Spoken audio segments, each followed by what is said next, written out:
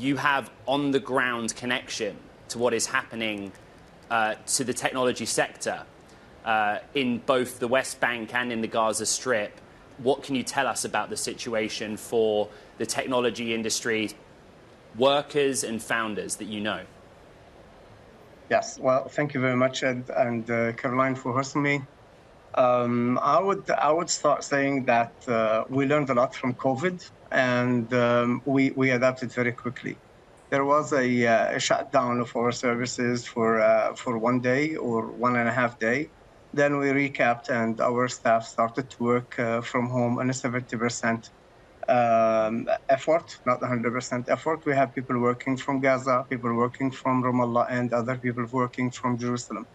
So, the fact on the ground that the company is still running, and other companies are also still running. This situation in Gaza, and all the borders of Gaza has affected a lot the economy, but with the tech, it is less affected, I believe, because of the type of services that we provide. It's the services. We don't go to factories. We work from our offices, from our home. What we need is a laptop and cloud. Mahmoud, you're doing software development, outsourcing, testing, innovation, business development. I'm interested as to how intertwined those sort of supply chains, those dependencies, that service is between Israel and Palestinians. How much are you seeing that they depend on each other? Well, I believe that most of the tech industry in Palestine depends on the Israeli market, together with the European and the US market. But the majority, I could claim that the majority are depending on the Israeli market. And there are lots of cooperation between the Palestinian tech companies and entrepreneurs with the Israeli market and entrepreneurs.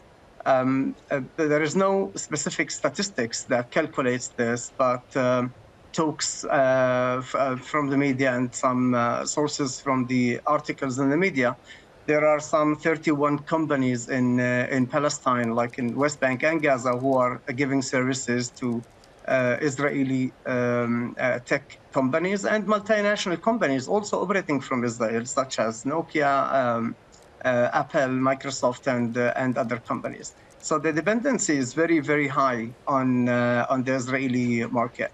Now, during the situation, there was a little bit of not closing down, but hold on with some projects. I was talking to some founders.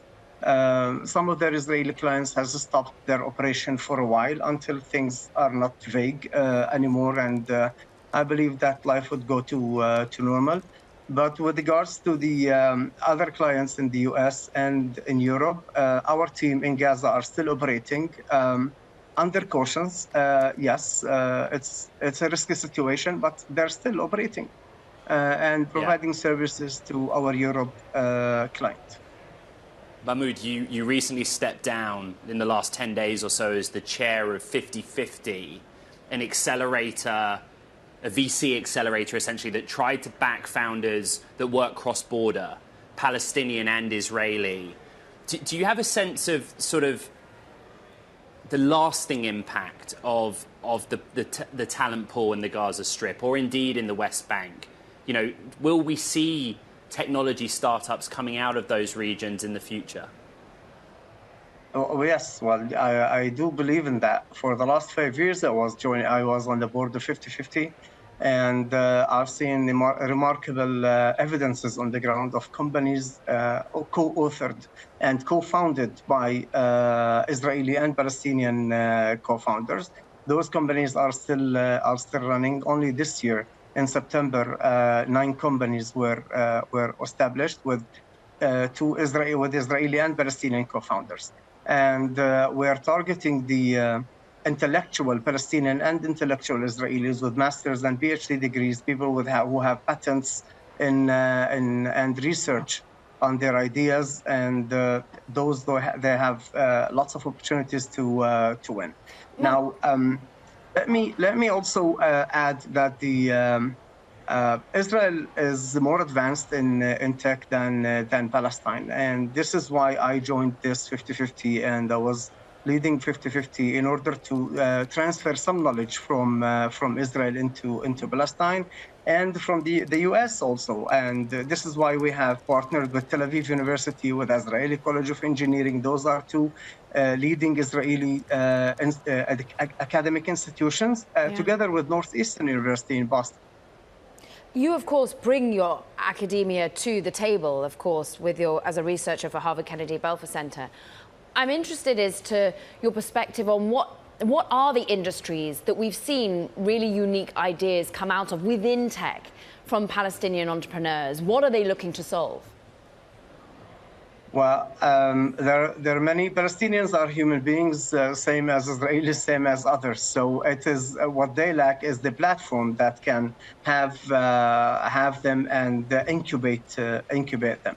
Currently, the incubator and the environment in Palestine are not enabling enough for those ideas, but we're talking about innovation, AI in computing, in quantum computing, in agriculture, food tech, fintech, and many other industries. It is the same as the whole world. We are very much exposed to the international community and to the international innovation in the whole world. We are lots of our youth are part of the World Economic Forum, and they join the many conferences all over the world. So we have different sources of knowledge that we bring into Palestine. And besides that, Palestinians are known of highly educated people. Like the majority of Palestinians have a BA degree, like a bachelor degree.